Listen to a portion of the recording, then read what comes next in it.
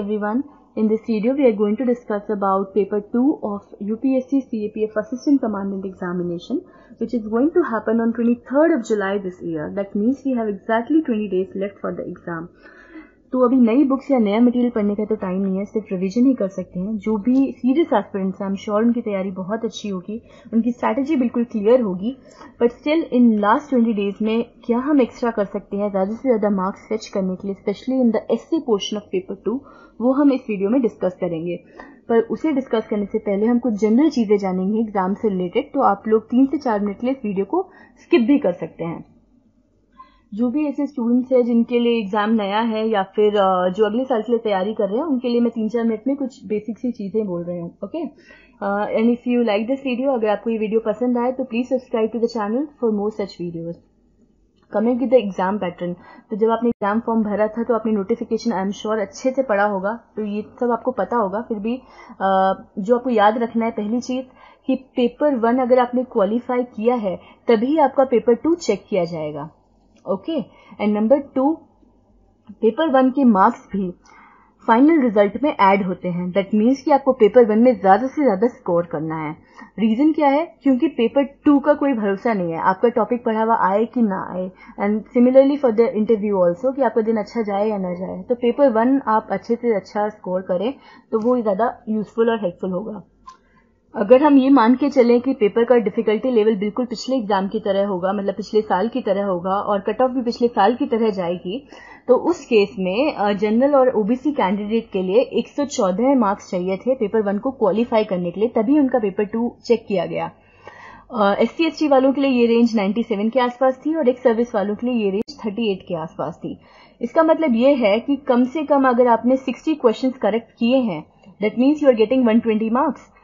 Total questions 125 आते हैं, हर question 2 mark का, मतलब 250 मार्क्स का पेपर होता है. अगर आपने 60 क्वेश्चंस करेक्ट करे हैं तो आपके मार्क्स कुछ 120 के आसपास होंगे, नेगेटिव मार्किंग वगैरह सब लगा के.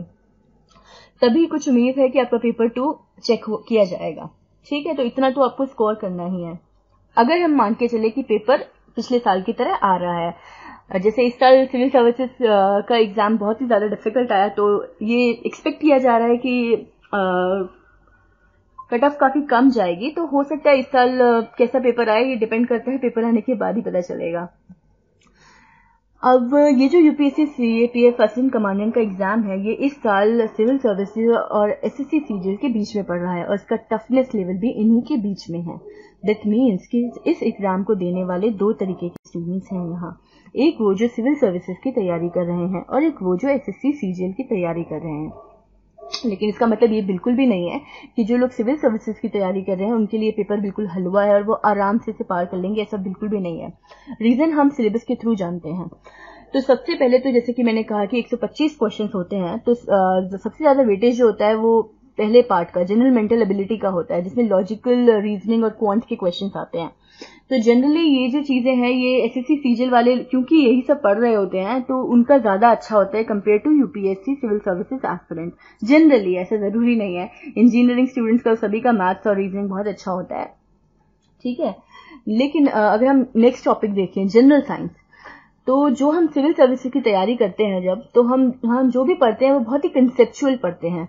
या फिर अगर हम science and tech, specifically science and tech को देखें, तो हम सिर्फ करंट अफेयर्स रिलेटेड क्वेश्चंस ही पढ़ते हैं. 2-3 साल से सिविल सर्विसेज में साइंस एंड टेक से सिर्फ करंट अफेयर्स के ही क्वेश्चंस आ रहे हैं, जबकि इस एग्जाम में ज्यादातर सारे क्वेश्चंस बहुत ही बेसिक प्रिंसिपल्स को लेके होते हैं. जैसे कि मतलब जो जनरल एनसीईआरटी साइंस में होता है ना बुक्स में, वही सब पे रिलेटेड क्वेश्चंस आते हैं. या फिर जो एवरीडे फिनोमिना होते हैं कि स्काई ब्लू क्यों होता है, रेनबो क्यों निकलता है, ये सब जनरल चीजें जो अब यूपीएससी में नहीं आती हैं. लेकिन एसएससी सीजीएल वाले स्टूडेंट्स बहुत अच्छे से इन सब चीजों को प्रिपेयर करते हैं, क्योंकि उनके एसएससी सीजीएल एग्जाम्स में ये सारी चीजें काफी ज्यादा आती हैं, तो उनका ये पार्ट स्ट्रांग हो जाता है. लेकिन जहां कंसेप्चुअल क्वेश्चंस की बात आती है, तो वो ऑफ कोर्स सिविल सर्विसेज की तैयारी करने वाले बच्चों के अच्छे होते हैं, तो वो उन्हें बहुत आसानी से क्लियर कर जाते हैं. इकोनॉमिक्स और एनवायरमेंट के क्वेश्चंस काफी कम आते हैं इस एग्जाम में, अनलाइक सिविल सर्विसेज एग्जाम. और इसके अलावा यही सब है. हिस्ट्री के क्वेश्चंस आते हैं. हिस्ट्री की जब बात करें तो ज्यादातर क्वेश्चंस फ्रीडम मूवमेंट में से ही आते हैं. ये तो हर जगह के लिए सिमिलर चीज है. जो भी ये 1985 के बाद जितनी भी स्टोरी है पूरी, इसी में से ज्यादातर क्वेश्चंस आते हैं। पुराने वो मराठास और ये सब मुगल, इतने ज्यादा क्वेश्चंस वहां से नहीं आते हैं। एक आध क्वेश्चन ही बस आ सकता है गलती से, ठीक है। और वर्ल्ड ज्योग्राफी के इसमें क्वेश्चंस इतने ज्यादा मैंने नहीं देखे हैं। अगर आप प्रीवियस क्वेश्चंस को भी देखेंगे तो नहीं मिलेंगे। इंडियन ज्योग्राफी से ही क्वेश्चंस होते हैं या फिर फिजिकल ज्योग्राफी में से, ठीक है। Now coming with the paper 2, जो हम इस वीडियो में एक्चुअली डिस्कस करने वाले थे। अगर आप स्क्रीन पे देखेंगे तो ये सारे टॉपिक्स वो हैं जो 2014, 15, 16 में पूछे गए हैं। इफ यू नोटिस है कि जो भी येलो में थीम्स लिखी हुई हैं, इनमें से एक एक क्वेश्चन तो पूछा ही गया है। मतलब एक एक क्वेश्चन एज एन एक एक टॉपिक तो पूछा ही गया है ऐसे में। जैसे हिस्ट्री में से एक टॉपिक तो आया ही है, इकोनॉमिक्स में से एक टॉपिक तो आया ही है, एनवायरमेंट में से एक टॉपिक तो आया ही है, इंटरनेशनल रिलेशंस में से एक टॉपिक तो आया ही है। Similarly with polity and social issues और करंट अफेयर्स तो सभी जगह हैं। हर एक क्वेश्चन एक्सेप्ट हिस्ट्री सभी बहुत ही डायनेमिक होते हैं, तो करंट अफेयर्स का यूज तो होता ही है एग्जाम्पल्स देने में और इन सब चीजों में, ठीक है। अभी हम ये डिस्कस करेंगे कि इस साल के एक्सपेक्टेड टॉपिक्स क्या हो सकते हैं। तो सबसे पहली चीज जो आप मतलब चाहे आप इस एग्जाम के लिए प्रिपरेशन आपकी बहुत अच्छी है या आप अभी अभी सोच रहे हैं कि एग्जाम भर दिया देना है, जो आपको फर्स्ट चीज करनी है, जो मोस्ट मतलब एक्सपेक्टेड क्वेश्चन है, वो तो यही है कि जीएसटी, डिजिटलाइजेशन और डीमोनेटाइजेशन। नो डाउट ये तीन चीजें तो सबसे ज्यादा न्यूज में थी, ठीक है। लेकिन इकोनॉमिक्स में से ज्यादा एक ही टॉपिक आएगा, तो मतलब इन्हीं तीनों में से कोई एक ना एक टॉपिक तो पक्का आएगा ही। जीएसटी आई एज्यूम कि आपने बहुत अच्छी तरीके से प्रिपेयर किया होगा। क्या उसका इम्पैक्ट पड़ेगा इंडियन इकोनॉमी में, ये आपने प्रिपेयर किया होगा इकोनॉमिक्स के पर्सपेक्टिव से भी और साथ ही साथ पॉलिटी के पर्सपेक्टिव से भी। मतलब लेजिस्लेटिव जो प्रोसीजर्स और जो भी हुआ, जो अमेंडमेंट्स हुए, वो सब आपको पता होने चाहिए। ये आपके प्रीलिम्स के लिए, आई मीन पेपर 1 के लिए भी बेनिफिशियल होगा और पेपर 2 में भी अगर डिस्क्रिप्शन का क्वेश्चन आता है तो आपको ये इजी रहेगा। Now second thing is demonetisation. Economic survey में पूरा इसका एक चैप्टर था अलग से, तो कुछ और नहीं तो जो चैप्टर जब स्टार्ट हुआ था तो इटैलिक्स में एक पैराग्राफ होता है इंट्रोडक्शन, तो वो उसको तो रट्टा मार ही लो, ठीक है। कुछ नहीं तो उतना तो लिख ही दोगे ना, इतना काफी है। ऐसे में सिर्फ आपको 300 वर्ड्स लिखने होते हैं, राइट। और 20 मार्क का ऐसे होता है। 300 वर्ड्स मतलब अगर आप एक लाइन में 10 वर्ड्स लिख रहे हैं तो 25-30 लाइन। और उसके बाद एक टेबल भी दिया हुआ है इम्पैक्ट ऑफ डीमोनेटाइजेशन, ठीक है, तो वो भी आप लोग देख सकते हैं। दूसरा कैशलेस इकोनॉमी और डिजिटलाइजेशन बहुत ज्यादा न्यूज में था। भीम ऐप लॉन्च की, यूपीआई लॉन्च किया, मतलब यूनिवर्सल पेमेंट इंटरफेस, और ये सब चीजें आपको पता होनी चाहिए। तो डिजिटलाइजेशन और जो गवर्नमेंट ने इनिशिएटिव्स लिए वो सब आपको पता होना चाहिए। तो ये टॉपिक आप अच्छी तरह से प्रिपेयर कर ले। इन 3 टॉपिक्स पे आप एक एक पेज तो लिख के प्रिपेयर कर ही लीजिए, ठीक है। So what you can do is get some A4 size sheets और जो टॉपिक्स हम अभी बोलेंगे या डिस्कस करेंगे उनके बारे में आप एक एक पेज या ज्यादा नहीं तो हाफ ऑफ पेज तो आप लोग लिख के रख ही लीजिए, ठीक है ना। इसके अलावा यूबीआई बहुत ज्यादा न्यूज में था, यूनिवर्सल बेसिक इनकम, इसके ऊपर भी पूरा चैप्टर है। तो सिमिलरली जो भी चैप्टर इकोनॉमिक सर्वे में है ना, फर्स्ट पहला इंट्रोडक्शन वाला पार्ट याद कर लीजिए, that is very good. Now let us start with polity. Polity में पिछले साल जो क्वेश्चन पूछा गया वो पूछा गया था मेरे ख्याल से सेंटर स्टेट रिलेशन के बारे में, और उससे पिछले साल पूछा गया था गवर्नर के रोल के बारे में। तो पॉलिटी के जो भी क्वेश्चंस होते हैं उसमें एक बेसिक तरीका होता है कि हम पहले लक्ष्मीकांत से थोड़ा सा थ्योरी स्टैटिक पोर्शन ले लेते हैं कि कौन से आर्टिकल में आया, कौन से पार्ट में आता है, वो सारी चीजें लिखते हैं। मतलब जो भी कॉन्स्टिट्यूशनल उसके रूल्स हैं वो सब लिख देंगे, एक्ट लॉज लिख देंगे और थोड़ा सा करंट से उठाकर एग्जाम्पल्स कोट कर देंगे। जैसे मान लो गवर्नर के बारे में क्वेश्चन था तो आप क्या करेंगे, पहले आर्टिकल नंबर कौन से पार्ट में गवर्नर आता है वो सब लिखेंगे, उसके पास क्या डिस्क्रिशनरी पावर्स होती हैं वो सब मतलब लक्ष्मीकांत के चैप्टर के थ्रू आप लिख देंगे। Then you can mention about the examples, जो भी उत्तराखंड और अरुणाचल प्रदेश में हुआ उसको मेंशन कर सकते हैं। सिमिलरली अगर सेंटर स्टेट रिलेशंस के बारे में क्वेश्चन आए तो ये ऑब्वियस सी बात है कि अगर सेंटर स्टेट रिलेशन के बारे में क्वेश्चन आया तो आपको पंछी कमीशन के बारे में लिखना है, सरकारिया कमीशन के रिकमेंडेशंस के बारे में लिखना है, एआरसी सेकेंड एआरसी के बारे में भी आप लिख सकते हैं, ठीक है। और आप स्टार्ट कैसे कर सकते हैं, स्टार्ट आप कर सकते हैं आर्टिकल्स का नाम देके कि हमारा जो कॉन्स्टिट्यूशन है वो फेडरल स्ट्रक्चर है, आर्टिकल इसमें आता है, जैसे मेरे ख्याल से 245 के अराउंड कुछ आता है। तो ऐसा आप इंट्रोडक्शन अपना स्टार्ट कर सकते हैं। देन यू कैन राइट कि जैसे फेडरल स्ट्रक्चर है हमारा, तो जो भी सब्जेक्ट्स हैं वो डिफाइन किए हैं कि सेंटर के सब्जेक्ट्स ये हैं, स्टेट के सब्जेक्ट्स ये हैं। तो अगर आपको याद आ रहा हो तो शेड्यूल्स हमने पढ़े थे, तो शेड्यूल्स में हमने ये बात डिस्कस की थी कि यूनियन लिस्ट, कॉन्करेंट लिस्ट और स्टेट लिस्ट होती है, राइट। तो वो सब चीजें आपको फॉर्डर पॉइंट्स तो आराम से मिल जाएंगी। जब आपने इतनी साल मतलब 1 साल पूरा पढ़ाई की है इतनी, तो आपको आराम से ये सारी चीजें याद आ जाएंगी। Then you can write about उसी चैप्टर में मतलब सेंटर स्टेट रिलेशन वाले चैप्टर में लक्ष्मीकांत के ये दिया हुआ है कि ये 3 जगहों पे क्लासिफाई किया हुआ है कि लेजिस्लेटिव रिलेशंस होते हैं, एडमिनिस्ट्रेटिव रिलेशंस होते हैं, फाइनेंशियल रिलेशंस होते हैं। तो उनमें से एक 2 लाइन आपको तीनों के बारे में लिखनी है। और हाँ, एक और पॉइंट ये था कि हमारी ये सब्जेक्ट तो अलग अलग डिफाइंड होते हैं, लेकिन हमारी जुडिशरी यूनिफाइड है। दैट मीन्स यूनिफाइड जुडिशरी मतलब ये होता है कि जैसे हम हाई कोर्ट है, तो उसके अगर हमारे उस डिसीजन से खुश नहीं है, हाई कोर्ट के डिसीजन से, तो हम सुप्रीम कोर्ट में अपील कर सकते हैं। That is unified judiciary, unlike USA. ठीक है, ये चीजें हो गई। और अपने ऐसे का आप एंड कर सकते हैं कुछ इस तरह की, भले ही सबकी पावर्स डिफाइंड है, लेकिन आपस में कोऑर्डिनेशन के साथ और हार्मोनी के साथ काम करना होगा, तभी इफेक्टिव गवर्नेंस हो पाएगी। तो इतना लिखना काफी होगा, इतने में आपकी 25-30 लाइन्स भी भर जाएंगी और ऐसे भी कंप्लीट हो जाएगा with all the important relevant points. ये तो हो गई पिछले साल की बात। इस साल क्या टॉपिक हो सकता है, क्या टॉपिक आ सकता है एग्जाम में? तो मुझे लगता है कि इस साल के हिसाब से कुछ ऐसे टॉपिक्स हैं जो बहुत ज्यादा इंपॉर्टेंट थे। नंबर 1 उसमें है ये कॉम्पिटिटिव फेडरलिज्म और सब कॉम्पिटिटिव फेडरलिज्म। ये मेरे ख्याल से इकोनॉमिक सर्वे में चैप्टर भी था।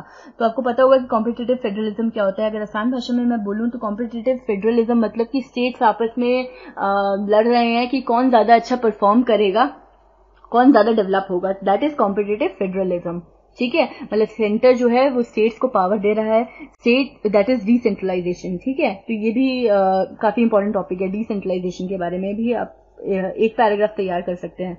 ठीक है, सब कॉम्पिटिटिव फेडरलिज्म क्या है? सब कॉम्पिटिटिव फेडरलिज्म ये है कि डिस्ट्रिक्ट लेवल पे, मतलब स्टेट के विद इन स्टेट डिस्ट्रिक्ट्स आपस में कॉम्पीट कर रहे हैं कि कौन ज्यादा अच्छा परफॉर्म करेगा। दैट इज सब कॉम्पिटिटिव फेडरलिज्म। इसमें भी इकोनॉमिक सर्वे में एक चैप्टर है, तो उसका फर्स्ट पैराग्राफ देख सकते हैं। उसी में कहीं एक लाइन मैंने पढ़ी थी कि हर कोई बंदा डिसेंट्रलाइजेशन चाहता है, पर सिर्फ उसी के लेवल तक। इसका मतलब ये है कि स्टेट चाहता है कि सेंटर उसको पावर और ऑटोनॉमी दे दे, लेकिन वही पावर और ऑटोनॉमी वो आगे पंचायती राज या लोकल बॉडीज को पास ऑन नहीं करना चाहता।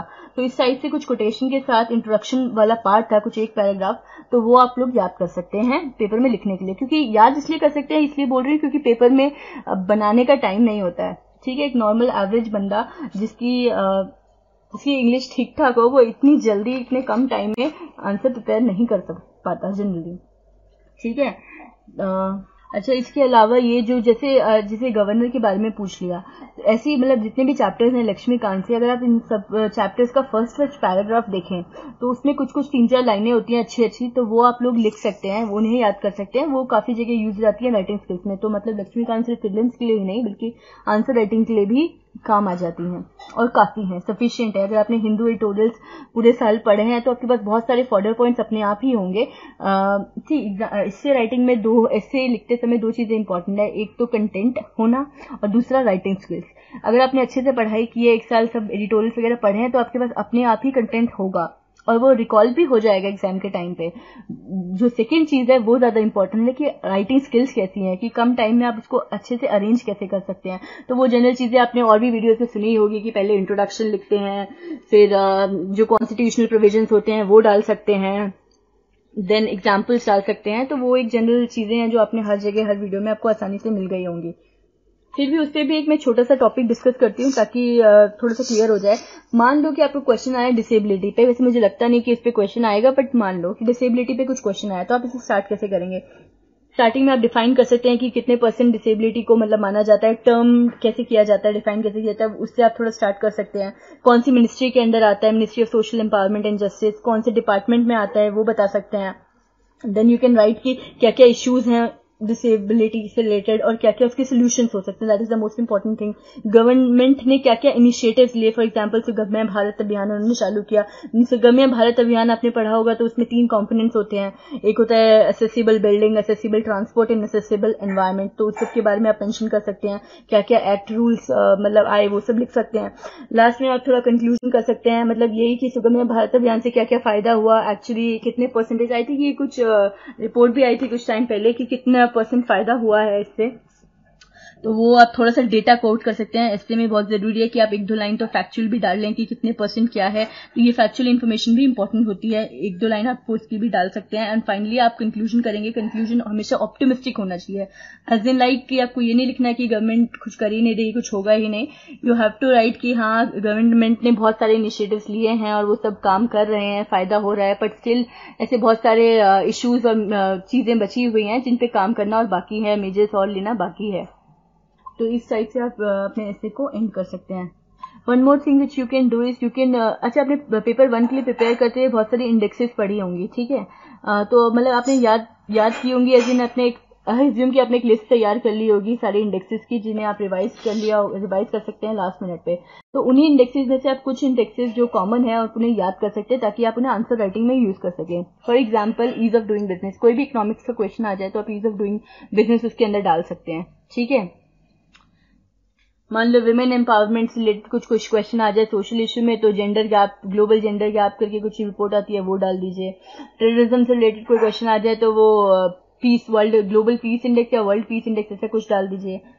ग्लोबल करप्शन परसेप्शन इंडेक्स होती है, वो भी आप यूज कर सकते हैं। ऐसी ह्यूमन डेवलपमेंट इंडेक्स, वो तो सबसे ज्यादा इंपॉर्टेंट है। वो तो मतलब कुछ भी ऐसा कोई क्वेश्चन आ जाए सोशल इश्यू या कुछ भी, तो आप उसमें सभी जगह यूज हो जाता है। तो वो ऐसे लिखते समय आपके फैक्चुअल पार्ट में हेल्प करेगी। जो आपको ऐसे लिखते समय 1-2 लाइन फैक्ट्स की डालनी है, उसमें आपकी हेल्प कर सकती है। इसके बाद अच्छा, और क्या क्या पॉलिटी में इश्यूज इस साल न्यूज में थे। इंटरस्टेट वाटर डिस्प्यूट बहुत ज्यादा न्यूज में था, ठीक है। कावेरी वाटर, कृष्णा वाटर, केन बेटवा प्रोजेक्ट, ये सब काफी ज्यादा न्यूज में थे। केन बेटवा प्रोजेक्ट आपने पढ़ा ही होगा, उसमें कौन सा नेशनल पार्क आ रहा है वो सब आपको पता होगा ना। तो इसके बारे में आप एक पैराग्राफ लिख सकते हैं। स्टार्टिंग आप कर सकते हैं कि inter state water dispute act कब आया, 1956 में आया था शायद।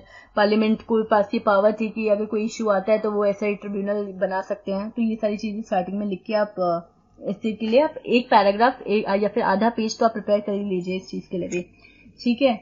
नाउ उसके अलावा क्या चीजें थी, इलेक्टोरल रिफॉर्म्स, तो ये भी काफी इंपॉर्टेंट है। न्यूज में काफी ज्यादा आया था ना कि रिलीजन या कास्ट के नाम पर वोट मांगना इलेक्टोरल ऑफेंस है, तो ये सब काफी न्यूज में था। क्या क्या इलेक्टोरल रिफॉर्म्स आ सकती है related to political parties funding को लेके या किसी भी चीज को लेके। तो अब जब भी ये सब इलेक्शन से रिलेटेड कोई चीज में कर रहे हैं तो आपको मेंशन करना ही है रिप्रेजेंटेशन ऑफ पीपल एक्ट के बारे में। तो रिप्रेजेंटेशन ऑफ पीपल एक्ट 1951 के बारे में आप पढ़ सकते हैं, उसके बारे में थोड़ा लिख लीजिए। That can be help. Anti defection law काफी ज्यादा हर साल न्यूज में हमेशा ही रहता है ये, तो उसके बारे में थोड़ा आप आधा पैराग्राफ की करीब 1 पैराग्राफ की तरफ लिख सकते हैं। आर्टिकल 370 के बारे में आप थोड़ा सा लिख सकते हैं, दैट कैन हेल्प। और सबसे ज्यादा जो हर साल आजकल न्यूज में रहता है because of so many intellectuals, freedom of speech and expression, तो इसके बारे में भी आप एक पेज प्रिपेयर कर लीजिए।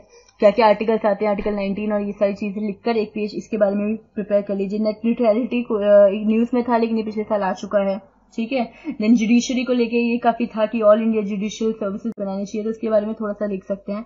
तो I think these are the topics which were there in the news. में सबसे ज्यादा जो इंपॉर्टेंट और पोटेंशियल क्वेश्चन है वो यही है, एक तो कॉम्पिटेटिव फेडरलिज्म वाला जो मुझे लगता है, और दूसरा इंटरस्टेट वाटर डिस्प्यूट वाला, ठीक है। तो उसमें आप इंटरस्टेट वाटर डिस्प्यूट में पहले थोड़ी थ्योरी डालेंगे। आई थिंक लक्ष्मीकांत में भी ये चैप्टर है, तो आपकी वही इनिशियल फर्स्ट पैराग्राफ में से थोड़ी सी थ्योरी उठा लीजिए, वो लिख लीजिए, याद कर लीजिए। और उसके अलावा बचे हुए पार्ट में तो आपने जब इतने सारे करंट अफेयर्स पढ़े होंगे तो आप एग्जाम्पल्स आराम से कोट कर सकते हैं। कृष्णा, कावेरी, केन बेटवा, ये सब आप आराम से कोट कर सकते हैं। इसके एनवायरमेंटल इम्पैक्ट क्या हो सकता है उस चीज के बारे में आप इसके अंदर लिख सकते हैं, ठीक है। And as I said, representation of people act section 123(3) ये सब आप पढ़ लीजिए। दूसरा, ये सब लिखते समय, एग्जाम में लिखते समय, मतलब ऐसे में जब भी कोई ऐसा कोई कमीशन की कोई रिपोर्ट आती है या कुछ आता है, उसकी रिकमेंडेशंस आती है, तो वो काफी ज्यादा इंपॉर्टेंट हो जाती है। उसे कोट करने से मार्क्स मिलते हैं, तो आप वो भी जहां भी हो वो यदि आप नोट कर लीजिए और याद कर लीजिए, जिन्हें आप कहीं यूज कर सकते हो एग्जाम में। So that was the polity part. Now इसमें पॉलिटी में से एक क्वेश्चन, एक टॉपिक आता ही है, तो आप मान लो कि इतना आप कर लेंगे तो 20 मार्क का जो भी टॉपिक आएगा, अगर आपने इतना प्रिपेयर किया है तो आप कुछ ना कुछ तो इन्हीं में से आएगा, तो आप कुछ लिख सकते हैं। Now coming with the international relation part, इसमें से भी एक क्वेश्चन तो आता ही है। पिछले साल आया था इंडो नेपाल रिलेशन, उससे पहले आया था चाइना और पाकिस्तान का रिलेशन आया था शायद। तो इस साल क्या आ सकता है? इस साल मेरे ख्याल से सबसे ज्यादा पोटेंशियल क्वेश्चन हो सकता है, क्योंकि यूएस में ट्रम्प आए हैं, तो उनकी अपनी पॉलिसीज है, नेटिविज्म की पॉलिसीज है, उसका क्या इंडियन इकोनॉमी पे इम्पैक्ट पड़ सकता है, इसके बारे में आप थोड़ा सा पढ़ सकते हैं और थोड़ा सा प्रिपेयर कर सकते हैं, लाइक 1 पैराग्राफ, ओके। इसके अलावा और ज्यादा सबसे ज्यादा न्यूज में ये था, चाइना तो हमेशा न्यूज में रहता है, इंडो चाइना रिलेशन पर अभी हाल ही में इतनी मुश्किलें चल रही हैं।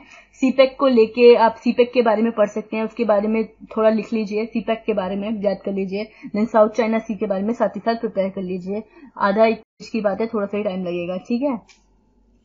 इसके अलावा न्यूज में सबसे ज्यादा था, अच्छा अगर आप मतलब इंडिया की नेबरिंग कंट्रीज देखें तो अफगानिस्तान आता है। इंडो अफगानिस्तान रिलेशंस की अगर बात करें, क्वेश्चन आ जाए, then you have to mention about heart of Asia conference, जो अभी पिछले साल हुई थी, ठीक है। तो हार्ट ऑफ एशिया कॉन्फ्रेंस के बारे में आपको मेंशन करना है अगर इंडिया अफगानिस्तान की बात आ रही है। पाइपलाइन जो जा रही है काफी, उसके बारे में आपको मेंशन करना है।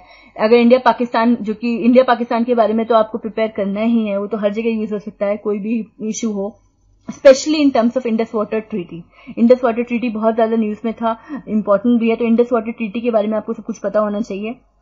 वर्ल्ड बैंक ने करवाया था नेगोशिएशन, और वो सब चीजें आपको पता होनी चाहिए, नदियों के बारे में और सब कुछ। प्रीलिम्स के पॉइंट ऑफ व्यू से भी इंपॉर्टेंट है और मेंस ये रिटन के एग्जाम से भी इंपॉर्टेंट है, तो इसके बारे में आप इंडो पाकिस्तान रिलेशन भी प्रिपेयर कर लीजिए एक पेज।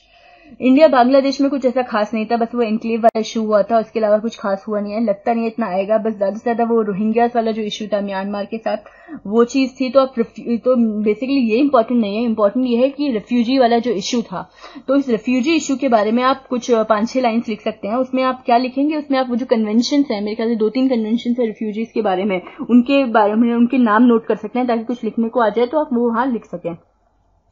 देन इसके अलावा और कुछ, हाँ सेंट्रल एशिया तो हमेशा ही न्यूज में रहता है, तो सेंट्रल एशिया आई ज्यूम कि आपने प्रिपेयर किया होगा पेपर 1 के लिए प्रिपेयर करते समय, ठीक है।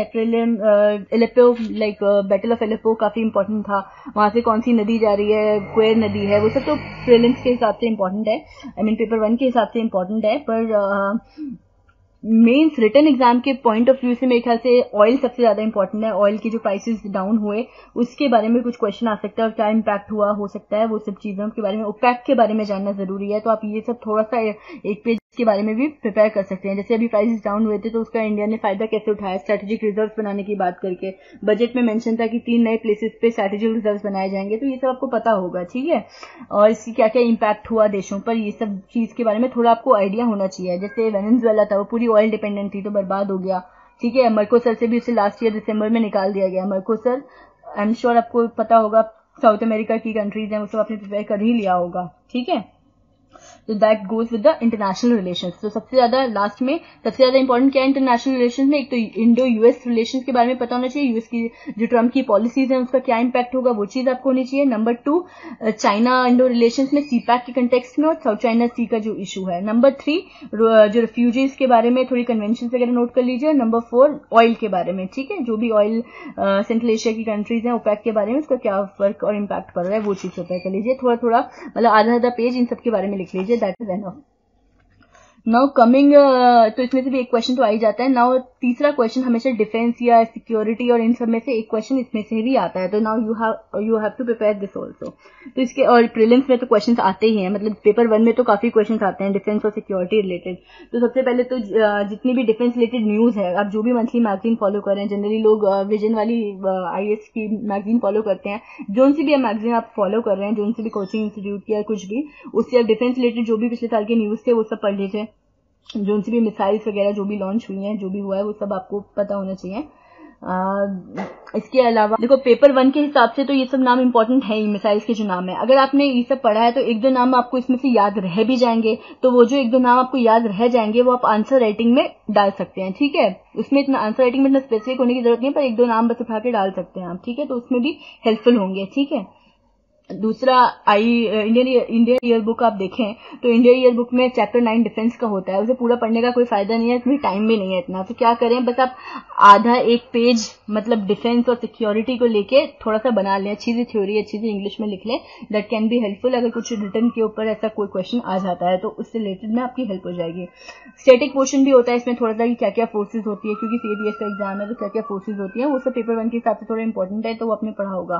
देन टेररिज्म को लेकर अगर सर्जिकल स्ट्राइक्स हुए थे पिछली बार, बॉर्डर इशू, तो वो थोड़ा पता होना चाहिए। यूरी पठानकोट अटैक का आप एग्जाम्पल कोट कर सकते हैं अगर ऐसा कुछ क्वेश्चन आता है तो। टेररिज्म से रिलेटेड आता है तो कौन सी एक इंडेक्स और कुछ रिपोर्ट भी आई थी वो भी आप मेंशन कर सकते हैं। इसके अलावा now the next thing which is very important is military exercises. Paper 1 में तो उसके क्वेश्चन आते ही हैं, एक दो मतलब की यूज हो सकता है राइटिंग में भी, पर ये मिलिट्री एक्सरसाइजेस तो आपको प्रिपेयर करनी है।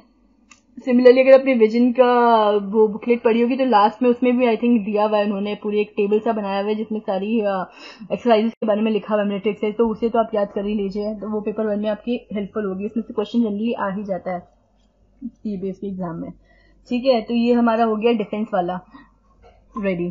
आपने पेपर 1 के लिए सब तैयार किया ही होगा ना, मिसाइल, ब्रह्मोस और वो सब, तो वो सब काफी है इसमें, वो सब अगर कुछ क्वेश्चन आता है तो I am sure you can easily tackle that. तो इसके साथ हमने देखिए पॉलिटी के बारे में डिस्कस किया, हमने इकोनॉमिक्स के बारे में डिस्कस किया। इकोनॉमिक्स में देखो, इकोनॉमिक्स में तो बहुत सारी चीजें न्यूज में थी, बहुत सारी चीजें न्यूज में थी, लेकिन क्वेश्चन तो सिर्फ एक ही आना है ना, क्वेश्चन तो लिमिटेड है, सिर्फ एक ही टॉपिक आ सकता है इकोनॉमिक्स में। जब एक ही टॉपिक आना है तो वो बहुत ही ज्यादा एक्सपेक्टेड है कि वो इन्हीं में से आएगा, जीएसटी वगैरह में से, जीएसटी हो गया, डीमोनेटाइजेशन हो गया, इन्हीं में से कोई एक आएगा। तो इसलिए बाकी सब चीजें पढ़ने का इतना ज्यादा मतलब मेंस के हिसाब से आंसर राइटिंग के हिसाब से इतना अभी जरूरी नहीं है, टाइम भी नहीं है। बाकी आपने थोड़ा थोड़ा तो ऐसे पढ़ा ही होगा पेपर 1 के लिए, तो अगर कुछ आ जाता है तो यू कैन हैंडल दैट, ठीक है। और सिक्योरिटी और इंटरनेशनल रिलेशंस भी हमने डिस्कस कर लिया। बचा है एनवायरमेंट, सोशल इश्यूज और करंट अफेयर्स, ठीक है। मतलब करंट अफेयर्स भी तो चलो आप लोग कर ही रहे होंगे। सोशल इश्यूज जो कि सबसे ज्यादा इंपॉर्टेंट है, ना सिर्फ एस्से में, बाकी आगे जो क्वेश्चंस आएंगे आर्ग्यूमेंट्स और ये सब रिपोर्ट राइटिंग, उसमें भी हेल्पफुल हो सकता है। और दिस एनवायरमेंट इशू क्यों, क्योंकि इस बार पेरिस कन्वेंशन इंडिया ने रेटिफाई कर दिया, तो वो काफी इंपॉर्टेंट हो सकता है एनवायरमेंट के हिसाब से, ठीक है। क्लाइमेट चेंज के और जनरल टॉपिक्स के बारे में तो आप थोड़ा थोड़ा prepare, generally climate change, global warming, इन सब के बारे में थोड़ा देख सकते हैं, ठीक है। ये हम अगले पार्ट में डिस्कस करेंगे, ठीक है। सोशल इश्यूज सबसे ज्यादा इंपॉर्टेंट है, सबसे ज्यादा बड़ा है, क्योंकि बहुत सारी चीजें आ जाती है इसके अंदर। एजुकेशन इसके अंदर आ जाता है, child labour, women empowerment, urbanisation, बहुत सारी चीजें इसके अंदर आ जाती हैं। वो हम नेक्स्ट वीडियो में, नेक्स्ट पार्ट में करेंगे, सोशल इश्यूज डिस्कस और एनवायरमेंटल इश्यूज डिस्कस, ओके। और साथ ही साथ we can also discuss about report writing and argument for and against, ठीक है। और क्या है, प्रिसिज और कॉम्प्रिहेंशन ग्रामर। सी इसमें इतना डिस्कस करने के लिए है नहीं। देखिए रिपोर्ट राइटिंग में 2 रिपोर्ट लिखने के लिए आएंगी, 10-10 मार्क्स की होगी, तो 20 मार्क्स का ये चीज होगी। रिपोर्ट राइटिंग में सबसे ज्यादा जरूरी फॉर्मेट होता है, ऐसे ही लिखना स्टार्ट नहीं कर सकते, ऐसे की तरह फॉर्मेट होता है। जनरली करंट अफेयर्स का जो भी टॉपिक होता है उससे रिलेटेड ये आता है, तो ये हम डिस्कस कर लेंगे if you guys want it. इसके अलावा जो आर्ग्यूमेंट राइटिंग होता है उसमें फॉर एंड अगेंस्ट में, इसमें इतना ज्यादा डिफरेंस नहीं है। जब हम कोई एस्से भी लिखते हैं तब भी हम यही करते हैं कि सारे पॉजिटिव पॉइंट्स बताते हैं, सारे नेगेटिव पॉइंट्स बताते हैं, और फाइनली कुछ मिडिल वे निकाल के बीच में कहीं हम कंक्लूड करते हैं। तो ऐसे ही फॉर एंड अगेंस्ट में भी सेम है। अगर जैसे यूबीआई क्वेश्चन आ जाए, यूनिवर्सल बेसिक इनकम, तो उसके आपको पॉजिटिव पॉइंट्स बताने हैं, उसके नेगेटिव पॉइंट्स बताने हैं। तो ये काफी इंपॉर्टेंट हो सकता है आर्ग्यूमेंट के हिसाब से। यूनिवर्सल बेसिक इनकम ये ज्यादा काफी रिसेंट और न्यूज में काफी ज्यादा था, ठीक है। और ये एजुकेशन वगैरह पिछले साल, अगर पिछले साल के क्वेश्चन देखें तो एजुकेशन के ऊपर क्वेश्चन था, तो ये हम सोशल इश्यूज जब डिस्कस करेंगे नेक्स्ट वीडियो में, तभी हम ये एजुकेशन वगैरह के बारे में डिस्कस करेंगे। देखिए एजुकेशन के बारे में जब आपको लिखना है, then you have to write about mid day scheme, Beti Bachao Beti Padhao, right to education act 21A, ये सब चीजें आपको मेंशन करनी है जो स्कीम्स चलाई हैं। पीसा इस बार परफॉर्मेंस वाला जो इंडिया पार्टिसिपेट करने वाली है उसके बारे में लिख सकते हैं, और ये सारी चीजें हम डिस्कस करेंगे, ठीक है। देन डेमोक्रेसी काफी इंपॉर्टेंट है, पिछली बार क्वेश्चन आया था डेमोक्रेसी के बारे में, आप थोड़ा लिख के रख सकते हैं, वो तो हर जगह यूज हो सकता है वो भी। सिमिलरली प्रिसिज में 15 मार्क्स का आएगा। इसमें एज सच मुझे प्रिपरेशन, आप लोग चाहें तो एक क्वेश्चन पिछले साल का हम डिस्कस कर सकते हैं, नहीं तो कॉम्प्रिहेंशन में भी कुछ नहीं है। और ग्रामर 25 नंबर की ग्रामर है, 10 मार्क्स तो सीधे सीधे हैं, 5 कैप के क्वेश्चन होंगे।